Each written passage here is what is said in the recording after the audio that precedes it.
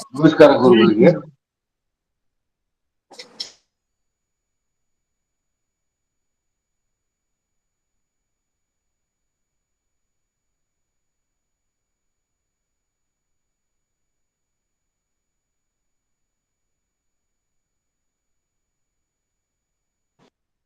ನಮಸ್ಕಾರ ಆಚಾರ್ಯ. ಶ್ರೀ ನಮಸ್ಕಾರ ಗುರುಗಳೇ. ನಮಸ್ಕಾರ ಗುರುಗಳೇ. ಹರಣ ಆಚಾರ್ಯ.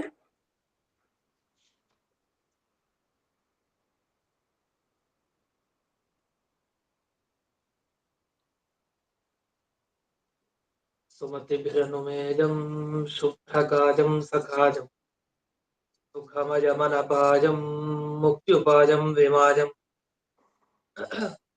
ಗೃಹಜಮಹಮಮೇಜಂ ತೇಜಮಾಮ್ನಾಜಗೇಜಂ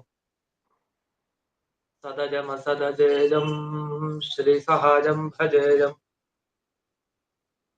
ಅಂಜನಾಸೂನು ಸಾನ್ನಿಧ್ಯಾತ್ ವಿಜಯೇನ ವಿರಾಜಿತಂ ಅಜಿತ ಪ್ರೀತಿಜನಕಂ ಭಜೇಹಂ ವಿಜಯಧ್ವಜಂ ಸ್ವಾಧ್ಯಾಯ ಶುಶ್ರೂಷಾ ಕೃಷ್ಣಪೂಜಾರತಂ ಮುನಿಂ ವಿಶ್ವೇಶಮಿಷ್ಟದಂ ವಂದೇ ಪರಿಮ್ರಾಟ್ ಚಕ್ರವರ್ತಿನಂ. ಶ್ರೀ ಗುರುಭ್ಯೋ ನಮಃ. ಹರಿ ಓಂ.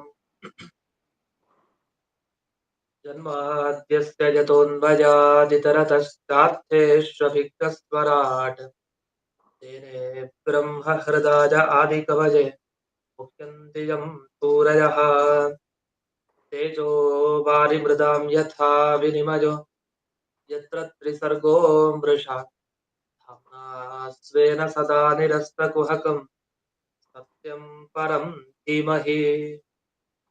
ಓಂ ಸ್ವಸ್ತಿಸ್ತು ಸತಾಂ ಅಶೇಷ ಸನ್ಮಂಗಲಾನಿ ಭವಂತು. ಸಮ್ಯಕ್ ಶ್ಲೋಕೈಕ ಶ್ರವಣ ಪಠನ ಮಾತ್ರೇಣ ಭಕ್ತುಶ್ಚ ಶ್ರೋತॄಣಾಂ ನಿಖಿಲ ಕಲಿಕೃತ ಕಲ್ಮಷ ಅಪನೋದನ ಪಡುತ್ತಾರೆ. ಶ್ರೀಮದ್ಭಾಗವತೆ ಮಹಾಪುರಾಣೆ ದ್ವಿತೀಯ ಸ್ಕಂಧೆ ಪಂಚಮಾಧ್ಯಾಯೇ ಅದ್ಯ ಕಥಾನುವಾದೇ ಸತಿ ಕಿಂಚಿತ್ ಪೂರ್ವಕಥಾನುವಾದಃ.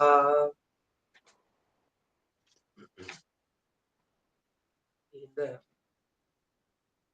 ದ್ರವ್ಯ ಅಂದ್ರೆ ಏನು ಅಂತ ವಿಚಾರ ಬಂದಿತ್ತು. ಅದಾದ ಮೇಲೆ 32ನೇ ಶ್ಲೋಕವನ್ನ ಹೇಳ್ಕೊಟ್ಟಿದ್ದೆ. ಆ ಶ್ಲೋಕದ ವಿವರಣೆ ಇದಾಗಬೇಕಿದೆ. ಈ ಶ್ಲೋಕದಲ್ಲಿ ಇಂದ್ರಿಯಗಳ ವಿಶೇಷ ಹೆಸರುಗಳನ್ನ ಹೇಳ್ತಾರೆ. ಅಂದ್ರೆ ಯಾವ ಅವಯವಗಳಿಗೆ, ನಮ್ಮ ಕಣ್ಣಿಗೆ ಏನಂತಾರೆ, ಕಿವಿಗೆ ಏನಂತಾರೆ, ಆ ಶಬ್ದಗಳನ್ನ ಇಲ್ಲಿ ಬಳಸಿದ್ದಾರೆ. ಮೊದಲು ಶ್ರೋತ್ರಂ ಅಂತ ಹೇಳಿ. ಶ್ರೋತ್ರ ಅಂದ್ರೆ ಏನು? ಕಿವಿ. ಶ್ರೋತ್ರೇಂದ್ರಿಯ ಅಂತ ಕರಿತೀವಿ. ಕಿವಿ ಶ್ರೋತ್ರೇಂದ್ರಿಯ. ಆಮೇಲೆ ತ್ವಕ್ ಅಂದ್ರೆ ಚರ್ಮೇಂದ್ರಿಯ, ತ್ವಕ್. ಇನ್ನು ಘ್ರಾಣ, ಘ್ರಾಣ ಅಂದ್ರೆ ಮೂಗು, ಹಾಗಾದ್ರೆ ಘ್ರಾಣೇಂದ್ರಿಯ. ನಂತರ ದೃಕ್, ಸಾಮಾನ್ಯವಾಗಿ ಚಕ್ಷುರಿಂದ್ರಿಯ ಅಂತ ಕರಿತೀವಿ.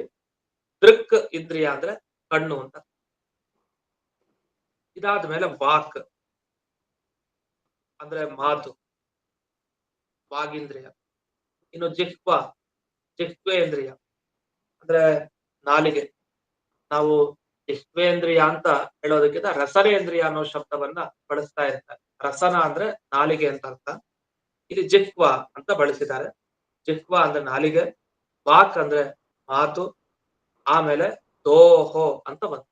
ದೋಹೋ ಅನ್ನೋದಕ್ಕೆ ನಮ್ಮ 2 ಬಾಹುಗಳು ಅಂತ ಅರ್ಥ, ಅಂದ್ರೆ ಕೈ ಅಂತ ಅರ್ಥ. ಇನ್ನು ಮೇಢ್ರ ಅಂತ ಶಬ್ದ. ಮೇಢ್ರ ಅನ್ನೋ ಶಬ್ದಕ್ಕೆ ಗುಹ್ಯೇಂದ್ರಿಯ ಅಂತ ಅರ್ಥ. ಇನ್ನು ಅಂಗ್ರಿ, ಅಂಗ್ರಿ ಅಂತಂದ್ರೆ ಕಾಲು. ವಾಯು ಅಂದ್ರೆ ಅದು ಮಲ ವಿಸರ್ಜನೆ. ಹೀಗೆ ಈ ಶ್ರೋತ್ರದಿಂದ ಆರಂಭಿಸಿ, ಕಿವಿಯಿಂದ ಆರಂಭಿಸಿ ಕೊನೆಗೆ ಮಲ ವಿಸರ್ಜನೆ ಇಂದ್ರಿಯ ಅದರವರೆಗೆ, ಪಾಯು ಅದರವರೆಗೆ ಯಾವ ಇಂದ್ರಿಯಗಳು ಇದೆ, ಇಂಥ ಎಲ್ಲ ಇಂದ್ರಿಯಗಳನ್ನ ಸೃಷ್ಟಿ ಮಾಡ್ತಾ ಹೋಗುತ್ತೆ. ಅದರ ಬಗ್ಗೆ ಎಲ್ಲ ಈಗ ತಾನೇ ಬಂತು. ಯಾವ ಈ ಅಹಂಕಾರದ ಪ್ರಭೇದದಲ್ಲಿ ತೈಜಸ ಅಹಂಕಾರದಿಂದ ಏನು ಸೃಷ್ಟಿ ಆಯ್ತು, ತಾಮಸ ಅಹಂಕಾರದಿಂದ ಏನು, ಇದೆಲ್ಲ ವಿಷಯಗಳು ಹಿಂದೆ ಬರ್ತಾ ಇತ್ತು. ಈ ಎಲ್ಲ ಇಂದ್ರಿಯಗಳು ಒಟ್ಟಿಗೆ ಸೇರಿದ್ರೂ ಕೂಡ ಸೃಷ್ಟಿ ಮಾಡ್ಲಿಕ್ಕೆ ಸಾಧ್ಯ ಇಲ್ಲ ಅಂತ ಒಂದು ಮಾತನ್ನ ಹೇಳ್ತಾರೆ. ಹೇ ಬ್ರಹ್ಮವಿತ್ತಮ ಯ ಏತೆ ಮನೋಗುಣಾಹ ಭಾವಾಹ ಅಸಂಗತಾಹ ಅಂತ ಹೇಳ್ತಾರೆ. ಒಂದೊಂದಕ್ಕೆ ಇಂದ್ರಿಯಗಳಿಗೆ ಶಕ್ತಿ ಇಲ್ಲ, ಎಲ್ಲವೂ ಸೇರ್ಬೇಕು. ಎಲ್ಲವೂ ಸೇರಿದ್ರೂ ಕೂಡ ಸೃಷ್ಟಿ ಮಾಡ್ಲಿಕ್ಕೆ ಸಾಧ್ಯ ಇಲ್ಲ. ಯಾಕಂದ್ರೆ ಈ ಎಲ್ಲ ಇಂದ್ರಿಯಗಳ ತನಕ ಬಂತೀಗ ಒಂದೊಂದ್ರಿಂದಲೇ ಒಂದೊಂದು ಸೃಷ್ಟಿಯನ್ನ ಹೇಳ್ತಾ ಬಂದ್ರು. ಇನ್ನು ಮುಂದೆ ಬ್ರಹ್ಮಾಂಡದ ಸೃಷ್ಟಿಯನ್ನ ಹೇಳ್ಬೇಕಾಗಿದೆ. ಇದು ಬ್ರಹ್ಮಾಂಡದ ಹೊರಗೆ ತತ್ವಗಳು ಸೃಷ್ಟಿ ಹೇಗಾಗೋದು ಅನ್ನೋದ್ರ ಬಗ್ಗೆ ಇಲ್ಲಿವರೆಗೆ ಹೇಳಿದ್ರು. ನಮಗಿದು ವಿಷಯ ಚೆನ್ನಾಗಿ ಗೊತ್ತಿರ್ಬೇಕು. ಯಾಕಂದ್ರೆ ಬ್ರಹ್ಮಾಂಡದ ಹೊರಗಡೆ ಇರುವಂತಹ ಇದೇ ತತ್ವಗಳ ಸೃಷ್ಟಿಯನ್ನ ಇಲ್ಲಿವರೆಗೆ ಹೇಳಿ, ಈಗ ಬ್ರಹ್ಮಾಂಡದ ಒಳಗಡೆ ಬ್ರಹ್ಮಾಂಡದ ಸೃಷ್ಟಿ ಹೇಗಾಯ್ತು ಆ ವಿಷಯವನ್ನ ಈಗ ತಿಳಿಸ್ತಾ ಇದ್ದಾರೆ. ಇಲ್ಲಿ ಗುಣ ಅಂತ ಶಬ್ದ ಬಳಸಿದ್ದಾರೆ. ಒಂದೊಂದೇ ವಿಷಯವನ್ನ ನೋಡ್ತಾ ಹೋಗ್ಬೇಕು. ಭೂತ ಇಂದ್ರಿಯ ಮನೋಗುಣ ಹೀಗೊಂದು ಶಬ್ದ ಬಂತು. ಇಲ್ಲಿ ಭೂತ ಅಂದ್ರೆ ಪಂಚಭೂತಗಳು ಅಂತ ಅರ್ಥ. ಒಂದು ನಿಮಿಷ.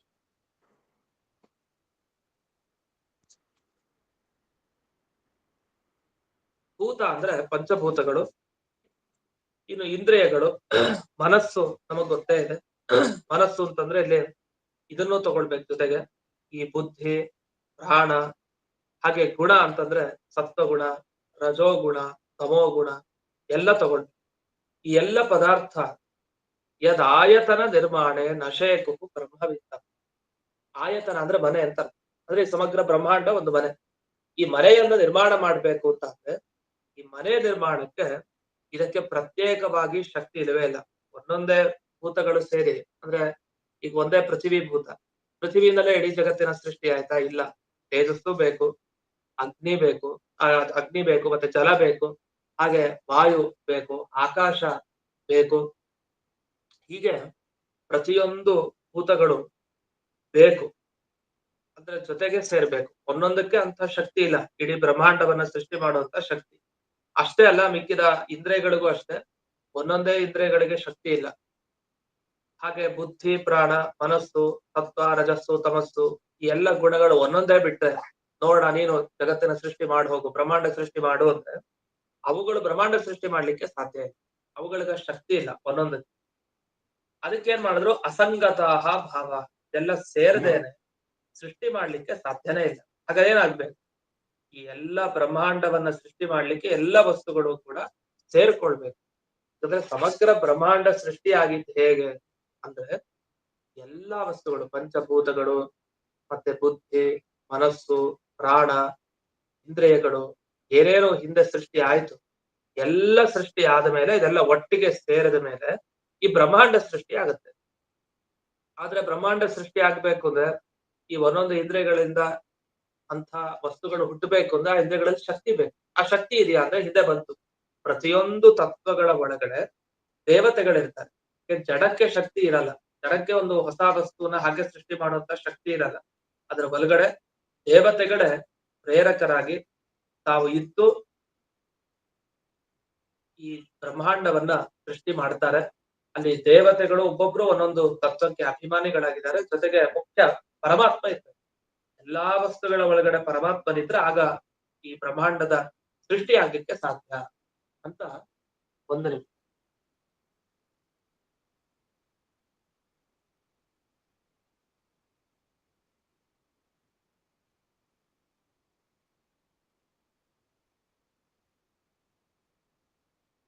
ವಿಡಿಯೋ ಬರ್ತಾ ಇಲ್ಲ ಅಂತ ಹೇಳಿದ್ರು, ಅದಕ್ಕೋಸ್ಕರ ಮತ್ತೆ ಜಾಯಿನ್ ಮಾಡ್ತೀನಿ. ಮತ್ತೆ ಕಟ್ ಮಾಡಿ ಮತ್ತೆ ಜಾಯಿನ್ ಆಗ್ತೀನಿ. ಒಂದು ನಿಮಿಷ.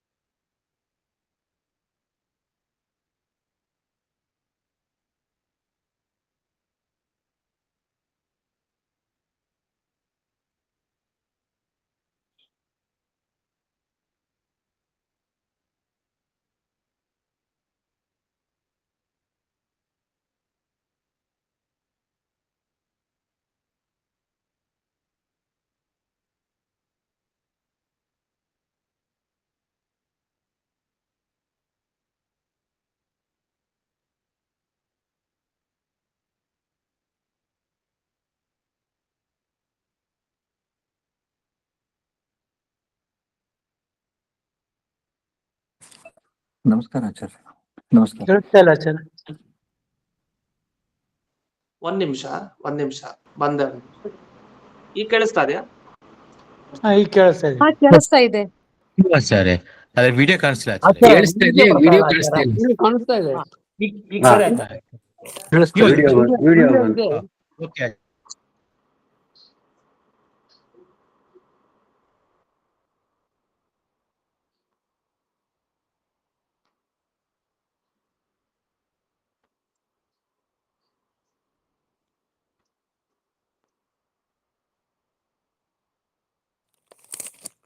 ಗುರುಗಳೇ ಸೈಲೆಂಟ್ ಆಗೋಯ್ತು ಯಾಕ?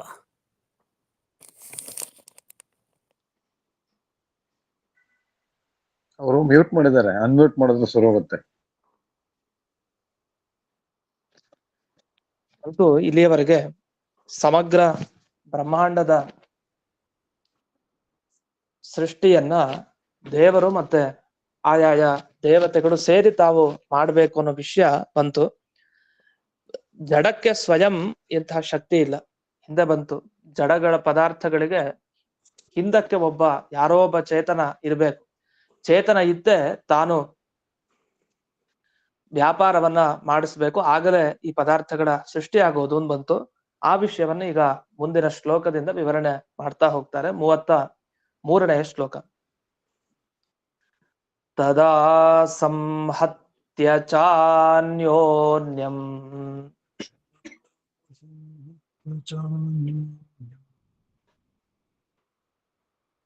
ಭಗವತ್ ಶಕ್ತಿ ಚೋದಿತಾಃ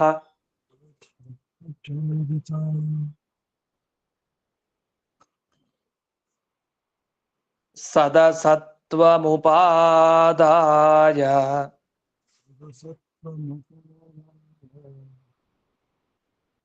ನೋ ಭಯಂ ಸಸೃಜುರ್ಹ್ಯದಃ.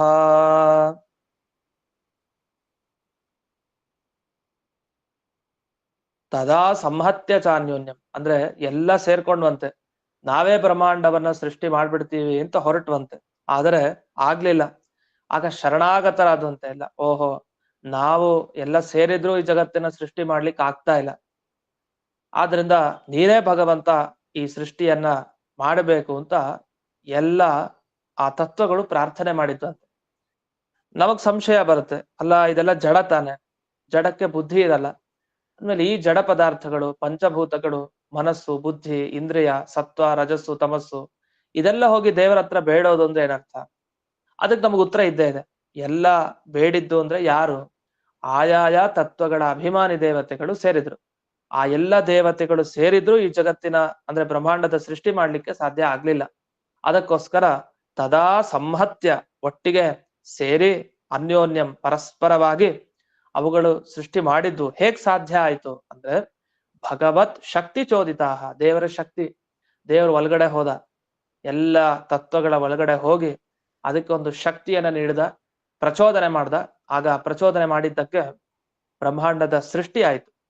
ಹಾಗೆ ಸೃಷ್ಟಿ ಆಗ್ಲಿಲ್ಲ, ದೇವರು ತಾನು ಈ ಬ್ರಹ್ಮಾಂಡದ ಸೃಷ್ಟಿಯನ್ನ ಮಾಡ್ಬೇಕಾದ್ರೆ ಸದಸತ್ವಂ ಉಪಾದಾಯ, ಎರಡು ತಗೊಂಡ, ಒಂದು ಸತ್ ಮತ್ತೊಂದು ಅಸತ್, ಎರಡು ತರ ವಸ್ತುವನ್ನ ತಗೊಂಡ. ಈ ಸತ್ ಮತ್ತೆ ಅಸತ್ ಅನ್ನೋದಕ್ಕೆ ಏನ್ ಅರ್ಥ ಅಂದ್ರೆ, ಸತ್ ಅಂದ್ರೆ ವ್ಯಕ್ತವಾಗಿರೋದು, ಅಸತ್ ಅಂದ್ರೆ ಅವ್ಯಕ್ತವಾಗಿರೋದು. ಸತ್ ಅಂದ್ರೆ ನಮಗೆ ಅದು ಗೋಚರ ಆಗುತ್ತೆ, ಸತ್ ಅಂದ್ರೆ. ಅಸತ್ ಅಂದ್ರೆ ನಮಗೆ ಕಣ್ಣಿಗೆ ಅದು ಗೋಚರ ಆಗಲ್ಲ. ಉದಾಹರಣೆಗೆ ಪೃಥಿವಿ, ಜಲ, ತೇಜಸ್ಸು, ಇದೆಲ್ಲ ಕಣ್ಣಿಗೆ ಕಾಣಿಸ್ತಾ ಇದೆ, ಇದನ್ನೆಲ್ಲ ವ್ಯಕ್ತ ಅಂತ ಕರೀತಾರೆ.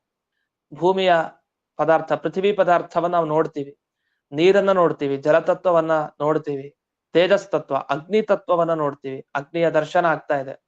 ಆದ್ರೆ ವಾಯುವನ್ನ ಕಣ್ಣಿನಿಂದ ಕಾಣ್ಲಿಕ್ಕೆ ಸಾಧ್ಯ ಇಲ್ಲ, ಆಕಾಶವನ್ನು ಕೂಡ ಕಣ್ಣಿನಿಂದ ಕಾಣ್ಲಿಕ್ಕೆ ಸಾಧ್ಯ ಇಲ್ಲ. ಇದನ್ನು ನಾವು ಆಕಾಶದ ಬಗ್ಗೆ ಹಿಂದೆನೂ ಚರ್ಚೆಗಳು ಬಂದಿದೆ, ಅದ್ರಲ್ಲಿ ನೋಡಿದ್ದೀವಿ. ಅಂತೂ ಈ ವ್ಯಕ್ತ ಪದಾರ್ಥಗಳು ಅಂದ್ರೆ ಕಣ್ಣಿಗೆ ಕಾಣುವಂತಹ ಪದಾರ್ಥ, ಅವ್ಯಕ್ತ ಅಂದ್ರೆ ಕಣ್ಣಿಗೆ ಕಾಣದೇ ಇರೋದು. ಹಾಗಾದ್ರೆ ಮೂರು ವ್ಯಕ್ತ, ಪೃಥಿವಿ, ಜಲ, ತೇಜಸ್ಸು. ಆಕಾಶ ಮತ್ತೆ ವಾಯು ಅವ್ಯಕ್ತ. ಈ ಎರಡನ್ನು ಉಪಾದಾಯ ದೇವರು ತಗೊಂಡ, ಅಂದ್ರೆ ಪಂಚಭೂತಗಳನ್ನ ತಗೊಂಡು ಈ ಬ್ರಹ್ಮಾಂಡದ ಸೃಷ್ಟಿಯನ್ನ ದೇವರು ಮಾಡ್ದ ಅಂತ ತಿಳಿಸ್ತಾ ಇದ್ದಾರೆ. ಆ ಬ್ರಹ್ಮಾಂಡವನ್ನ ಸೃಷ್ಟಿ ಮಾಡ್ಬೇಕಾದ್ರೆ ದೇವರು ತಾನು ನೇರವಾಗಿ ಮಾಡ್ಲಿಲ್ಲ, ಎಲ್ಲಾ ತತ್ವಗಳ ಒಳಗಡೆ ಹೊಕ್ಕ, ಎಲ್ಲಾ ತತ್ವಗಳ ಒಳಗಡೆ ಹೋಗಿ ಅಲ್ಲಿ ಶಕ್ತಿಯನ್ನ ನೀಡಿ ಅದಕ್ಕೆ ಅದರ ಮುಖಾಂತರ ಈ ಪಂಚಭೂತಗಳನ್ನ ಮುಖ್ಯವಾಗಿ ಕಾರಣವನ್ನಾಗಿ ಇಟ್ಟುಕೊಂಡು ಈ ಸಮಗ್ರ ಬ್ರಹ್ಮಾಂಡದ ಸೃಷ್ಟಿಯನ್ನ ಮಾಡ್ದ ಅಂತ. ಯಾವುದೇ ಒಂದು ವಸ್ತು ಬ್ರಹ್ಮಾಂಡದಲ್ಲಿ ಸೃಷ್ಟಿ ಆಗ್ಬೇಕು ಅಂದ್ರೆ, ಯಾಕೆ ಬ್ರಹ್ಮಾಂಡದ ಸೃಷ್ಟಿಗೆ ಇದು ಬೇಕಾಯ್ತು, ಬ್ರಹ್ಮಾಂಡದ ಒಳಗಡೆ ಇನ್ಯಾವುದೇ ವಸ್ತು ಸೃಷ್ಟಿ ಆಗ್ಬೇಕು ಅಂತ ಆದ್ರೆ ಭಗವಂತನ ಶಕ್ತಿ ಇಲ್ಲದೆ ಹೋದ್ರೆ, ಭಗವಂತ ಒಳಗಡೆ ಇದ್ದು ಆ ವಸ್ತುಗಳಲ್ಲಿ ಶಕ್ತಿಯನ್ನ ಕೊಡದೇ ಇದ್ರೆ, ಪ್ರೇರಣೆ ಆಗದೆ ಇದ್ರೆ ಅಲ್ಲಿ, ಆಗ ಯಾವುದೇ ವಸ್ತುವಿನ ಸೃಷ್ಟಿ ಆಗ್ಲಿಕ್ಕೆ ಸಾಧ್ಯ ಇಲ್ಲ. ಅದನ್ನ ಇಂಥ ದೇವರ ವ್ಯಾಪಾರ. ಸಮಗ್ರ ಬ್ರಹ್ಮಾಂಡವನ್ನ ಸೃಷ್ಟಿ ಮಾಡಿದ್ದು ದೇವರೇ ನಿಜವಾಗಿ. ಅದಕ್ಕೆ ಕಾರಣಗಳನ್ನಾಗಿ ಒಂದಿಷ್ಟು ತಗೊಂಡ ಅಷ್ಟೇ ಹೊರತು ಮುಖ್ಯವಾಗಿ ದೇವರೇ ಬ್ರಹ್ಮಾಂಡದ ಸೃಷ್ಟಿಕರ್ತ. ಅದಕ್ಕೋಸ್ಕರ ಹೇಳೋದಿದೆ, ತತ್ರ ತತ್ರ ಸ್ಥಿತೋ ವಿಷ್ಣು ತತ್ತತ್ ಶಕ್ತಿ ಪ್ರಬೋಧಯನ್ ಏಕ ಏವ ಮಹಾಶಕ್ತಿ ಕುರುತೆ ಸರ್ವಂ ಅಂಜಸ. ಎಲ್ಲಾ ವಸ್ತುಗಳಲ್ಲಿ ಆ ವಿಷ್ಣುನೇ ಆಯಾಯ ವಸ್ತುಗಳಲ್ಲಿ ಇದ್ದು ತಾನೇ ಪ್ರೇರಣೆ ಮಾಡಿ ಮಾಡಿ ಒಂದೇ ಮಹಾಶಕ್ತಿ, ಜಗತ್ತಿನಲ್ಲಿ ಒಂದೇ ಮಹಾಶಕ್ತಿ ಅಂದ್ರೆ ವಿಷ್ಣು. ಆ ಶಕ್ತಿ ಎಲ್ಲ ವಸ್ತುಗಳನ್ನು ಕೂಡ, ಎಲ್ಲಾ ಕೆಲಸಗಳನ್ನು ಅವನೇ ಮುಖ್ಯವಾಗಿ ಪ್ರೇರಣೆ ಮಾಡಿ ನಡೆಸ್ತಾ ಇರೋದು. ಅಂದ್ರೆ ದಿವ್ಯವಾದ ಶಕ್ತಿ ಅವನಿಗಿದೆ. ಅವನ ಅನುಗ್ರಹ ಇಲ್ದೇನೆ ಯಾವ ಒಂದು ವಸ್ತು ಅಲ್ಲಾಡ್ಲಿಕ್ಕೂ ಸಾಧ್ಯ ಇಲ್ಲ ಅಂತ ಅಭಿಪ್ರಾಯ. ಈ ರೀತಿ ಭಗವಂತನ ಸರ್ವೋತ್ತಮತ್ವವನ್ನ ತಿಳಿಸ್ಲಿಕ್ಕೆ ಈ ಶ್ಲೋಕಗಳು ಇಲ್ಲಿ ಭಾಗವತದಲ್ಲಿ ಬಂದಿದೆ. ಇಲ್ಲಿ ವಿಶೇಷವಾದ ವಿಚಾರಗಳನ್ನ ಭಾಗವತ ತಾತ್ಪರ್ಯದಲ್ಲಿ ಮಧ್ವಾಚಾರ್ಯರು ತಿಳಿಸಿದ್ದಾರೆ. ಒಂದು ಮತ್ಸ್ಯ ಪುರಾಣದ ಮಾತನ್ನ ಉದಾಹರಣೆ ಕೊಡ್ತಾರೆ. ಮತ್ಸ್ಯ ಪುರಾಣಕ್ಕೆ ಯಾಕೆ ಹೋದ್ರು ದಿಢೀರ್ ಅಂತ ಅಂದ್ರೆ, ಇಲ್ಲಿ ಸದಸತ್ವಂ ಉಪಾದಾಯ, ದೇವರು ಬ್ರಹ್ಮಾಂಡ ಸೃಷ್ಟಿಯನ್ನ ಮಾಡ್ಬೇಕಾದ್ರೆ ಪಂಚಭೂತಗಳನ್ನ ಅವಲಂಬಿಸಿಕೊಂಡು ಸೃಷ್ಟಿ ಮಾಡ್ದ. ಆ ಪಂಚಭೂತ ಅಂತ ಹೇಳೋ ಶಬ್ದ ಇಲ್ಲಿಲ್ಲ, ಸತ್ ಅಸತ್ ಅಂತ ಇದೆ. ಆ ಸತ್ ಶಬ್ದಕ್ಕೆ ಏನರ್ಥ, ಅಸತ್ ಶಬ್ದಕ್ಕೆ ಏನರ್ಥ ಅನ್ನೋದನ್ನ ನಮ್ಗೆ ಇಲ್ಲಿ ವಿವರಣೆ ಮಾಡೋದು ಹೇಗ್ ಸಾಧ್ಯ? ಅದನ್ನೇ ತಗೊಳ್ಬೇಕು ಅಂತ ಹೇಗೆ ಪಂಚಭೂತಗಳನ್ನ ಅಂದ್ರೆ, ಅದಕ್ಕೆ ಮತ್ಸ್ಯ ಪುರಾಣದ ಮಾತನ್ನ ಕೊಟ್ರು. ಆಕಾಶ ವಾಯು ತ್ವವ್ಯಕ್ತೌ ಇತರೇಂಡೆ ಪ್ರಕಾಶಿತಾಃ ತಥಾ ತ್ವಾತ್ ಬಾಹ್ಯಭೂತಾನಾಂ ಅಂಡಸ್ಥಾನಾಂ ಚ ಸಾ ಗತಿಃ ಅಂತ ಅದನ್ನ ಬಿಡಿಸಿದ್ದಾರೆ. ಅಂದ್ರೆ ಈ ಆಕಾಶ ಮತ್ತೆ ವಾಯು ಎರಡನ್ನ ಅವ್ಯಕ್ತ ಅಂತ ಕರೀತಾರೆ. ಇನ್ನು ಮಿಕ್ಕಿದ್ದು ಪೃಥ್ವಿ, ಜಲ, ತೇಜಸ್ಸು, ಈ ಎಲ್ಲವೂ ಕೂಡ ವ್ಯಕ್ತ. ಇದು ಬ್ರಹ್ಮಾಂಡದ ಒಳಗಡೆ ಇರುವಂತಹ ಪಂಚಭೂತಗಳಾಗಬಹುದು, ಬ್ರಹ್ಮಾಂಡದ ಹೊರಗಡೆ ಇರೋ ಪಂಚಭೂತಗಳಾಗಬಹುದು. ಎರಡು ಈ ಬ್ರಹ್ಮಾಂಡದ ಹೊರಗಡೆ ಬ್ರಹ್ಮಾಂಡದ ಒಳಗಡೆ ಇರುವಂತಹ ಈ ಪಂಚಭೂತಗಳು ಅದು ವ್ಯಕ್ತನೂ ಹೌದು, ಅವ್ಯಕ್ತನೂ ಹೌದು. ಕೆಲವು ಕಾಣಿಸುತ್ತೆ, ಕೆಲವು ಕಾಣಿಸಲ್ಲ. ಹೀಗೆ ಈ ಮತ್ಸ್ಯ ಪುರಾಣದ ಮಾತನ್ನ ಇಟ್ಟುಕೊಂಡು ಇಲ್ಲಿ ಸತ್ ಮತ್ತೆ ಅಸತ್ ಅನ್ನೋ ಶಬ್ದಕ್ಕೆ ಆಕಾಶ ವಾಯುಗಳು ಒಂದು ಕಡೆ ಅರ್ಥ, ಮತ್ತೊಂದು ಪೃಥ್ವಿ ಜಲ ತೇಜಸ್ಸು ಅಂತ ಅರ್ಥ ಅಂತ. ನಿಜವಾಗಿ ಇಲ್ಲಿ ಸತ್ ಅಸತ್ ಅನ್ನೋ ಶಬ್ದವನ್ನ ಮತ್ಸ್ಯ ಪುರಾಣದಲ್ಲಿ ಬಳಸ್ಲಿಲ್ಲ. ಮುಖ್ಯವಾಗಿ ಆ ರೀತಿ ನೋಡಿದ್ರೆ ಇಲ್ಲಿ ಮತ್ಸ್ಯ ಪುರಾಣದಲ್ಲಿ ಸತ್ ಶಬ್ದಕ್ಕೆ ಅರ್ಥ ಅಂದ್ರೆ ಪೃಥ್ವಿ ಜಲ ತೇಜಸ್ಸು ಅಂತ ಅರ್ಥ, ಅಸತ್ ಶಬ್ದಕ್ಕೆ ವಾಯು ಆಕಾಶ ಅಂತ ಅರ್ಥ ಅಂತ ಬರಿಬೇಕಾಯ್ತು, ಅಲ್ಲಿ ಇರ್ಬೇಕಾಯ್ತು. ಆದ್ರೆ ಹಾಗಿಲ್ಲ. ಮತ್ತೆ ಅದನ್ನ ಪ್ರಮಾಣವನ್ನ ಹೇಗ್ ಕೊಟ್ರಿ? ಯಾಕೆ ಭಾಗವತದಲ್ಲಿ ಬಂದಿರೋದು ಸತ್ತ ಸತ್ ಅನ್ನೋ ಶಬ್ದ, ಮತ್ಸ್ಯ ಪುರಾಣದಲ್ಲಿ ಬಂದಿರೋದು ವ್ಯಕ್ತ ಅವ್ಯಕ್ತ ಅನ್ನೋ ಶಬ್ದ. ಮತ್ತೇನ್ ಸಂಬಂಧ ಅಂದ್ರೆ ಅದಕ್ಕೆ ಮೊದಲೇ ಭಾಗವತ ತಾತ್ಪರ್ಯದಲ್ಲಿ ಆಚಾರ್ಯ ವಿವರಣೆ ಕೊಟ್ರು. ಸದಸತ್ವ ಅಂದ್ರೆ ವ್ಯಕ್ತಾವ್ಯಕ್ತತ್ವಂ ಅಂತಾನೆ ಪ್ರಸಿದ್ಧ ಅರ್ಥ. ಸತ್ತ ಸತ್ ಅಂದ್ರೆ ಕಾಣಿಸೋದು, ಕಾಣಿಸ್ದೇ ಇರೋದು, ಅದಕ್ಕೆ ಸತ್ತ ಸತ್ ಅಂತ ಕರೆಯೋದು. ಆ ಅರ್ಥವನ್ನ ಇಟ್ಟುಕೊಂಡಾಗ ಈ ಪ್ರಮಾಣ ಅದಕ್ಕೆ ಸರಿಯಾಗಿ ಹೊಂದಾವಣಿಕೆ ಆಗ್ತಾ ಇದೆ ಅನ್ನೋ ಅಭಿಪ್ರಾಯದಲ್ಲಿ ವಿವರಣೆ ಮಾಡಿದ್ರು. ಇನ್ನು ಅದೋ ಬ್ರಹ್ಮಾಂಡಂ, ಈ ಶ್ಲೋಕದಲ್ಲಿ ಅದಹ ಅಂತಿದೆ. ಅದಹ ಸಸೃಜುಹು, ಇದನ್ನ ಸೃಷ್ಟಿ ಮಾಡಿದ್ರು. ಇದನ್ನಂದ್ರೆ ಯಾವ್ದನ್ನ ಅಂದ್ರೆ ಈ ಬ್ರಹ್ಮಾಂಡವನ್ನು ಅಂತ ಆ ಪದಕ್ಕೆ ಅರ್ಥವನ್ನ ಬಿಡಿಸಿದ್ರು. ಇಷ್ಟಾದ್ಮೇಲೆ ಒಂದು ಅಪೂರ್ವವಾದ ಪಾಠ, ಇದು ನಮಗೆ ಮಧ್ವಾಚಾರ್ಯ ಕೊಟ್ಟ ಕೊಡುಗೆ. ಏನಂದ್ರೆ ಈ ಶ್ಲೋಕದಲ್ಲಿ ಸದಸತ್ವಮುಪಾದಾಯ ನೋ ಭಯಂ ಸಸೃಜುರ್ಹ್ಯದಃ, ಎಲ್ಲ ಪದಚ್ಛೇದ ಮುಖ್ಯ ಅಂತ ಹೇಳ್ತಾ ಇರ್ತೀವಿ. ಶ್ಲೋಕ ಹೇಗೆ ನಾವು ಓದ್ತೀವ ಶ್ಲೋಕವನ್ನ, ಆ ಶ್ಲೋಕದಲ್ಲಿರೋ ಒಂದೊಂದು ಪದ ಛೇದ, ಪದ ಬಿಡಿಸಿ ಬಿಡಿಸಿ ಏನು ಓದ್ತೀವಲ್ಲ, ಪದ ಬಿಡಿಸಿ ಬಿಡಿಸಿ ತಿಳ್ಕೊಳ್ಳೋದು ಅದು ಬಹಳ ಮುಖ್ಯ. ಯಾಕಂದ್ರೆ ಆ ಪದಚ್ಛೇದ ಮಾಡೋದೆಲ್ಲ ಗೊತ್ತಾಗ್ಬಿಡತ್ತೆ. ಇದು ಅರ್ಥ ಆಗಿದೆಯೋ ಇಲ್ವೋ, ಬೇರೆ ಅಪಾರ್ಥಕ್ಕೀಡಾಗಿದೆಯೋ ಇಲ್ವೋ ಅಂತ. ಪ್ರತಿಯೊಂದು ಸ್ತೋತ್ರದಲ್ಲಿ ಆಗ್ಬೋದು, ಎಲ್ಲಾರು ಆಗ್ಬೋದು. ಈ ಪದಚ್ಛೇದದ ಮಹಿಮೆ ಇಲ್ಲಿ ಗೊತ್ತಾಗತ್ತೆ ನಮ್ಗೆ. ಪದಚ್ಛೇದವನ್ನು ನಾವು ಯಾಕೆ ಚೆನ್ನಾಗಿ ಅಭ್ಯಾಸ ಮಾಡ್ಬೇಕು ಅನ್ನೋದಕ್ಕೆ ಇಲ್ಲೇನ್ ಮಾಡಿದ್ರು ಆಚಾರ್ಯರು ತಮ್ಮ ಭಾಗವತ ತಾತ್ಪರ್ಯದಲ್ಲಿ ನಹ ಭಯಂ ಅಂತ ಬರೆದ್ರು. ಎಷ್ಟು ಗಂಭೀರವಾಗಿ ಮಧ್ವಾಚಾರ್ಯ ಮಾತಾಡ್ತಾರೆ ಅನ್ನೋದಕ್ಕೆ ಅವರು ಆ ಮುತ್ತಿನಂತಹ ಮಾತು. ಒಂದು ಪದ ಹಾಕಿದ್ದಾರೆ, ಒಂದ್ ಸ್ವಲ್ಪ ಬಿಡಿಸಿದ್ರು ಅಂದ್ರೆ ಅದಕ್ಕೆ ತುಂಬಾ ಅಭಿಪ್ರಾಯ ಇರುತ್ತೆ. ಅವ್ರು ಈ ಅಭಿಪ್ರಾಯವನ್ನ ಎಷ್ಟು ಚೆನ್ನಾಗಿ ಟಿಪ್ಪಣಿಯಲ್ಲಿ ಬಿಡಿಸಿದ್ದಾರೆ ಈ ಭಾಗಕ್ಕೆ ಅಂತ ಅಷ್ಟು ಚೆನ್ನಾಗಿ ಬಿಡಿಸಿದ್ದಾರೆ. ಈ ಬಂದಿದ್ದಿಷ್ಟೇ ವಿಷಯ, ಅಲ್ಲಿ ಶ್ಲೋಕದಲ್ಲಿ ನೋ ಭಯಂ ಅಂತ ಒಂದು ಶಬ್ದ ಹಾಕಿದ್ದಾರೆ. ನೋ ಭಯಂ ಅನ್ನೋದಕ್ಕೆ ನಹ ಭಯಂ ಅಂತ ಬಿಡಿಸಿದ್ರು ಅಷ್ಟೇ. ಇದನ್ನ ಯಾಕೆ ಬಿಡಿಸಿದ್ರು ಆಚಾರ್ಯರು? ಸ್ವಲ್ಪ ಅಲ್ಲಿ ಒಂದು ಪ್ರಮಾಣನೂ ಕೊಡ್ತಾರೆ ಮುಂದೆ. ಬ್ರಹ್ಮಾಂಡಂ ಹಿವದಂತೀತಿ ಜೀವಾನಾಂ ಭಯ ಕಾರಣಂ. ಈ ಬ್ರಹ್ಮಾಂಡ ಸೃಷ್ಟಿ ಆಯ್ತಲ್ಲ, ಪರಮಾತ್ಮ ಮಾಡಿದ ಈ ಬ್ರಹ್ಮಾಂಡ ಸೃಷ್ಟಿ, ಈ ಬ್ರಹ್ಮಾಂಡನೇ ಜೀವನಿಗೆ ಭಯ. ಯಾಕೆಂದ್ರೆ ಜೀವನಿಗೆ ಭಯ ಬಂದಿದೆ ಬ್ರಹ್ಮಾಂಡದಿಂದ. ಅಂದ್ರೆ ಸಂಸಾರಕ್ಕೆ ಬಂದ್ವಲ್ಲ, ಸಂಸಾರಕ್ಕೆ ಬಂದಿರೋದ್ರಿಂದಲೇ ನಮ್ಗೆ ಈ ಭಯ ಎಲ್ಲ, ಅಜ್ಞಾನ, ಭಯ, ಸಂಶಯ, ವಿಪರೀತ ಜ್ಞಾನ ಎಲ್ಲ ಉಂಟಾಗಿರೋದು. ಈ ನಮ್ಮ ಎಲ್ಲಾ ಜೀವರಿಗೆ ಭಯಕ್ಕೆ ಕಾರಣವಾದ ಈ ಸಮಗ್ರ ಬ್ರಹ್ಮಾಂಡವನ್ನ ಪರಮಾತ್ಮ ತಾನೇ ಪ್ರೇರಕ ಶಕ್ತಿಯಾಗಿ ನಿಂತು ಸೃಷ್ಟಿ ಮಾಡಿದ ಅಂತ ಇದರ್ಥ. ಯಾಕೆ ಈ ಭಯ ಕಾರಣವಾದ ಈ ಬ್ರಹ್ಮಾಂಡ ಸೃಷ್ಟಿ ಮಾಡ್ಬೇಕಾಗಿತ್ತು ಅನ್ನೋದು ಮುಂದಿನ ಪ್ರಶ್ನೆ. ಅದ್ರ ಹಿಂದೆ ಮುಂಚೆ ಈ ಬ್ರಹ್ಮಾಂಡವನ್ನ ಏನು ಸೃಷ್ಟಿ ಮಾಡ್ದ, ಆ ಬ್ರಹ್ಮಾಂಡ ಎಂಥದ್ದು ಅಂದ್ರೆ ನಹ ಭಯಂ, ನಮ್ಮ ಭಯಕ್ಕೆ ಅದು ಕಾರಣ. ಅಂಥ ಬ್ರಹ್ಮಾಂಡ ಅಂದ್ರೆ ಸಂಸಾರಕ್ಕೆ ನಾವು ಬರ್ತೀವಿ, ಅದಕ್ಕೆ ಮೂಲಭೂತವಾಗಿ ಬ್ರಹ್ಮಾಂಡ ಸೃಷ್ಟಿ ಆಗ್ಬೇಕು. ಆ ಬ್ರಹ್ಮಾಂಡವನ್ನ ದೇವರು ಸೃಷ್ಟಿ ಮಾಡ್ದ ಅನ್ನೋ ವಿಷಯ ಇಲ್ಲಿ ಬಂತು. ಈ ಕೆಲವರು ಈ ನೋ ಭಯಂ ಅನ್ನೋದಕ್ಕೆ ಬಿಡಿಸ್ಕೊಂಡಿರೋದು ಬೇರೆ ತರ ಬಿಡಿಸಿದ್ದಾರೆ. ನ ಉಭಯಂ ನೋ ಭಯಂ ಅಂತ ಅದನ್ನ ಬಿಡಿಸ್ಬೋದು. ಸಂಧಿ ಮಾಡಿದಾಗ, ವ್ಯಾಕರಣದ ಪ್ರಕಾರ ಸಂಧಿ ಮಾಡಿದಾಗ ನ ಉಭಯಂ ನೋ ಭಯಂ ಅಂತನೂ ಸರಿ, ನಹ ಭಯಂ ನೋ ಭಯಂ ಅಂತನೂ ಸರಿ. ಮತ್ ಯಾವ್ದಂತ ತಿಳ್ಕೊಳ್ಬೇಕು? ಅದಕ್ಕೆ ಇಲ್ಲಿ ಆಚಾರ್ಯರು ಹೇಳಿದ್ರು ನಹ ಭಯಂ ಅಂತ ಇಟ್ಕೊಡಿ, ನಮಗೆ ಭಯಕ್ಕೆ ಕಾರಣವಾದ ಬ್ರಹ್ಮಾಂಡವನ್ನ ದೇವರು ಸೃಷ್ಟಿ ಮಾಡ್ದ ಅಂತ ಈ ಅರ್ಥ ತಗೊಳ್ಳಿ, ಹೊರತು ನ ಉಭಯಂ ಅಂತ ತಗೊಳ್ಬೇಡಿ.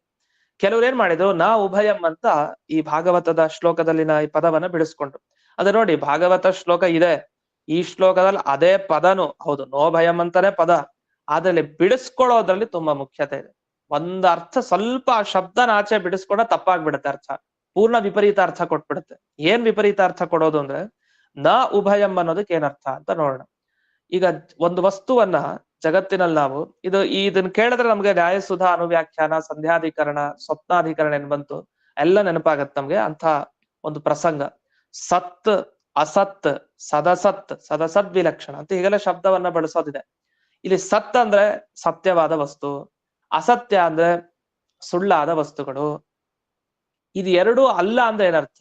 ಸತ್ಯವೂ ಅಲ್ಲದ ಅಸತ್ಯವೂ ಅಲ್ಲದ ಒಂದು ವಸ್ತು ಇರುತ್ತೆ. ಅದಕ್ಕೇನ್ ಹೆಸರು? ಸದಸದ್ ವಿಲಕ್ಷಣ ಅಂತ ಅದಕ್ಕೆ ಕರೀತಾರೆ. ಈ ಸದಸದ್ ವಿಲಕ್ಷಣವಾಗಿ ಬ್ರಹ್ಮಾಂಡವನ್ನ ಸೃಷ್ಟಿ ಮಾಡಿದ ದೇವರು ಅಂತ ಅರ್ಥ ಮಾಡ್ಬಿಟ್ಟಿದ್ದಾರೆ ಕೆಲವರು. ನ ಉಭಯಂ, ಇದನ್ನ ಸತ್ಯ ಅಂತ ಹೇಳಿಕ್ ಬರಲ್ಲ ಈ ಜಗತ್ತನ್ನ, ಇದು ಅಸತ್ಯನೂ ಅಲ್ಲ, ಇದು ಎರಡೂ ಅಲ್ಲದ ಒಂದು ವಿಚಿತ್ರ ವಸ್ತು, ಸದಸದ್ ವಿಲಕ್ಷಣ ಅಂತ ಕರೀತಾರೆ. ಅದಕ್ಕಿಂತ ಬೇರೆ ಸತ್ತು ಅಲ್ಲದ ಅಸತ್ತು ಅಲ್ಲದ ಸದಸದ್ ವಿಲಕ್ಷಣವಾದ ಜಗತ್ತನ್ನ, ಅದ ಬ್ರಹ್ಮಾಂಡವನ್ನ ಸೃಷ್ಟಿ ಮಾಡಿದ ದೇವರು ಅಂತ ತಮ್ಮ ಅಭಿಪ್ರಾಯ ಏನಿದೆ ಅದನ್ನ ಆ ಭಾಗವತ ಶ್ಲೋಕದಲ್ಲಿ ಹೇರಿದ್ದಾರೆ ಅಂತ. ಅಂದ್ರೆ ಅದನ್ನ ಬಲಾತ್ಕಾರವಾಗಿ ಅರ್ಥವನ್ನ ಹಾಕ್ಬಿಟ್ಟಿದ್ದಾರೆ. ಆ ರೀತಿ ಅಲ್ಲ, ಯಾಕಂದ್ರೆ ಅದಕ್ಕೆ ಪ್ರಮಾಣ ಇದೆ, ಅನೇಕ ಪ್ರಮಾಣಗಳನ್ನ ಆಚಾರ್ಯ ಕೊಟ್ರು. ನಾವು ಏನು ಸುಮ್ನೆ ನಮ್ಮ ಮತ ಅರ್ಥ ಹೀಗಿದೆ ಅಂತ ಸುಮ್ನೆ ಅರ್ಥ ಮಾಡಿದ್ದಲ್ಲ. ಪುರಾಣಗಳ ಸಂವಾದಿಯಾಗಿ ಈ ನಹ ಭಯಂ ಅನ್ನೋ ಪದಚ್ಛೇದವನ್ನ ಮಾಡಿ ಆಚಾರ್ಯ ಉತ್ತರ ಕೊಟ್ರು. ಹಾಗಾದ್ರೆ ಈ ಜಗತ್ತು ಏನಂತ ತಿಳ್ಕೊಬೇಕು? ಇದು ಸತ್ಯ ಅಲ್ವಂತೆ ಕೆಲವ್ರ ಪ್ರಕಾರ. ಯಾಕಂದ್ರೆ ಒಂದು ದಿವಸ ಈ ಜಗತ್ತಿಗೆ ನಾಶ ಇದೆ, ಒಂದು ದಿವಸ ಹೊರಟೋಗತ್ತೆ, ಈ ಜಗತ್ತು ಇರಲ್ಲ. ಇದನ್ನ ಅಸತ್ಯ ಅನ್ಬೇಕು ಅಂದ್ರೆ ಅಸತ್ಯ ಅಂತ ಹೇಳಿಕ್ ಬರಲ್ಲ. ಯಾಕೆ? ಅಸತ್ಯ ಅಂದ್ರೆ ಸುಳ್ಳು. ಸುಳ್ಳಾದದ್ದೇ ಯಾವ ತರ ನಮ್ಗೆ ಯಾವಾಗಲೂ ಕಾಣಿಸ್ತಾ ಇರತ್ತ? ಕಾಣಿಸಲ್ಲ. ಕಪ್ಪೆ ಚಿಪ್ಪನ್ ನೋಡಿ ಬೆಳ್ಳಿ ಅಂತ ತಿಳ್ಕೊಂಡ, ಹಗ್ಗವನ್ನ ನೋಡಿ ಹಾವು ಅಂತ ತಿಳಿದುಕೊಂಡ. ಹಾವು ಯಾವಾಗ್ಲಾದ್ರು ಕಾಣುತ್ತ? ಆ ಸಮಯದಲ್ಲಿ ಭ್ರಮೆಯಿಂದ ನೋಡಿದ್ದಷ್ಟೇ, ವಸ್ತುತಃ ಅಲ್ಲಿ ಹಾವೇನಿಲ್ಲ, ಹಗ್ಗ ಇರೋದು. ಅದೇ ತರ ಈ ಜಗತ್ತು ಬ್ರಹ್ಮದಲ್ಲಿ ಕಾಣಿಸ್ತಾ ಇದೆ, ವಾಸ್ತವಿಕ ಈ ಜಗತ್ತಿಲ್ಲ, ನಾವು ನೀವು ಯಾರಿಲ್ಲ, ಈ ಜಗತ್ತಿಲ್ಲ. ಇಂಥ ಬ್ರಹ್ಮಾಂಡ ಇಲ್ಲ, ಆದ್ರೆ ಕಾಣಿಸ್ತಾ ಇದೆ. ಇದು ಹಗ್ಗದಲ್ಲಿ ತೋರಿದ ಹಾವಿನಂತೆ ಈ ಬ್ರಹ್ಮಾಂಡ. ಹಾವು ಹೇಗ್ ಸುಳ್ಳು, ಆ ತರ ಈ ಬ್ರಹ್ಮಾಂಡ ಸುಳ್ಳು ಅಂತ ಈ ಅರ್ಥವನ್ನು ತಿಳಿಸ್ತಾ ಇದೆ. ನ ಉಭಯಂ, ಉಭಯನ ಎರಡೂ ಅಲ್ಲ, ಸತ್ಯನೂ ಅಲ್ಲ ಅಸತ್ಯನೂ ಅಲ್ಲ, ಉಭಯಂ ನ, ಎರಡಕ್ಕಿಂತ ಬೇರೆ ಇದು. ಹಾಗಾದ್ರೆ ಪರಮಾತ್ಮ ಏನನ್ ಸೃಷ್ಟಿ ಮಾಡ್ದ ಅಂದ್ರೆ ಸತ್ಯವೂ ಅಲ್ಲದ ಅಸತ್ಯನೂ ಅಲ್ಲದ ಸುಳ್ಳೂ ಅಲ್ಲದ ಸತ್ಯವೂ ಅಲ್ಲದ ಒಂದು ವಿಚಿತ್ರವಾದ ಸದಸದ್ವಿಲಕ್ಷಣ ಅನ್ನೋ ಹೆಸರಿನ ಒಂದು ಬ್ರಹ್ಮಾಂಡವನ್ನ ಸೃಷ್ಟಿ ಮಾಡದ ಅಂತ ಅರ್ಥ ಬರುತ್ತೆ. ಆದ್ರೆ ಈ ಅರ್ಥವನ್ನ ತಗೊಂಡ್ರೆ ಮೂಲಭೂತ ಸಿದ್ಧಾಂತಕ್ಕೆ ವಿರೋಧ. ಸರಿನೇ ಇಲ್ಲ ಅರ್ಥ. ವಿರುದ್ಧ ಅಂತ ನಾವು ಬಿಟ್ಟಿದ್ದಲ್ಲ, ಪ್ರಮಾಣ ವಿರುದ್ಧ. ಇದು ಪ್ರಮಾಣದಿಂದ ಈ ಜಗತ್ತು ಸತ್ಯ ಅಂತ ನಮ್ಗೆ ಅಷ್ಟು ಸ್ಪಷ್ಟವಾಗಿ ಕಾಣ್ತಾ ಇದೆ. ಸತ್ಯವಾದ ಜಗತ್ತನ್ನು ತಗೊಂಡು ಇದು ಸತ್ಯ ಅಲ್ಲ ಅಂತೆಲ್ಲ ಹೇಳೋದು ತಪ್ಪು ಅಂತ ಅದನ್ನ ವಿಶೇಷವಾಗಿ ಬೇರೆ ಬೇರೆ ಗ್ರಂಥದಲ್ಲಿ ಖಂಡನೆಯನ್ನ ಮಾಡಿದ್ದಾರೆ. ಈ ತರ ಒಂದು ಪದಚ್ಛೇದದಿಂದ ಈ ಅರ್ಥ ಸಿಗ್ತಾ ಇದೆ ಅಂತ ಇಲ್ಲಿ ಆಚಾರ್ಯರು ತಾವು ಸೂಕ್ಷ್ಮವಾಗಿ ನಹ ಭಯಂ ಅಂತ ಬಿಡಿಸಿ ಹೇಳಿದ್ದಾರೆ. ಇದರ ಅಭಿಪ್ರಾಯ ಏನು ಅಂತ ನಮಗೆ ಟಿಪ್ಪಣಿ ನೋಡಿದಾಗ್ಲೇ ಗೊತ್ತಾಗುತ್ತೆ, ಇಲ್ಲಾಂದ್ರೆ ಗೊತ್ತಾಗ್ಲಿಕ್ಕೆ ಸಾಧ್ಯ ಇಲ್ಲ. ಅಥವಾ ಅಪೂರ್ವವಾದ ವಿವರಣೆನ ವಿಜೇತ ತೀರ್ಥರ ಟಿಪ್ಪಣಿಯಲ್ಲಿ ನಾವು ನೋಡ್ಬೋದು. ಹೀಗೆ ಈ ಶ್ಲೋಕದ ಅಭಿಪ್ರಾಯ ಇನ್ನೂ ಕೂಡ ಸ್ವಲ್ಪ ವಿಷಯ ಇದೆ ಈ ಶ್ಲೋಕದಲ್ಲಿ. ಇಲ್ಲಿ ಯಾದುಪತ್ಯದಲ್ಲಿ ಒಂದು ವಿಶೇಷ ಹೇಳ್ತಾರೆ, ಒಂದು ಪ್ರಶ್ನೆ ಮಾಡಿಕೊಂಡು ಇದರ ಮೇಲೆ ಇನ್ನೊಂದು ಪ್ರಶ್ನೆ ಬರುತ್ತೆ. ಆ ಪ್ರಶ್ನೆಗೆ ಅವರು ಉತ್ತರ ಕೊಟ್ಟಿದ್ದಾರೆ. ಅದೇನು ಪ್ರಶ್ನೆ, ಅದೇನು ಉತ್ತರ, ಮತ್ತೆ ಇನ್ನು ವಿವರಣೆಗಳೇನು ಅನ್ನೋದನ್ನ ಮುಂದಿನ ಪಾಠದಲ್ಲಿ ನೋಡೋಣ ಅಂತ ಹೇಳ್ತಾ, ಮತ್ತೆ ನಾಳೆ ಮತ್ತೆ ನಾಡಿದ್ದು 2 ದಿವಸಗಳು ಅನಧ್ಯಯನ ಇದೆ. ಅದರಿಂದ ಅನಧ್ಯಯನ ಮತ್ತೆ ಅದೇ ಪಾಠ ಮಾಡೋ ಹಾಗಿಲ್ಲ. ದ್ವಾದಶಿ ಬಂದಿರೋ ತರ ನಾಳೆ ನಾಡಿದ್ದು ಪಾಠ ಮಾಡೋ ಹಾಗಿಲ್ಲ. ಅದರಿಂದ 2 ದಿವಸ ಬಿಟ್ಟು ಮತ್ತೆ ಈ ಪಾಠವನ್ನ ನೋಡೋಣ ಅಂತ ಹೇಳ್ತಾ, ಈ ಸುಧಾ ಪಾಠವು ಕೂಡ ಅಷ್ಟೇ 2 ದಿವಸ ಬಿಟ್ಟು ಅಂತ ಹೇಳ್ತಾ, ಇಂದಿನ ಈ ಪಾಠವನ್ನ ಅಸ್ಮದ್ ಗುರುವಂತರ್ಗತ ವ್ಯಾಸತೀರ್ಥ ಗುರುವಂತರ್ಗತ ಭಾರತೀಯ ರಮಣ ಮುಖ್ಯ ಪ್ರಾಣಾಂತರ್ಗತ ಶ್ರೀಮನ್ ಮೂಲ ಗೋಪಾಲಕೃಷ್ಣನಿಗೆ ಅರ್ಪಣೆ ಮಾಡ್ತೇನೆ. ಶ್ರೀಕೃಷ್ಣ ಅರ್ಪಣ. ನಮಸ್ಕಾರ.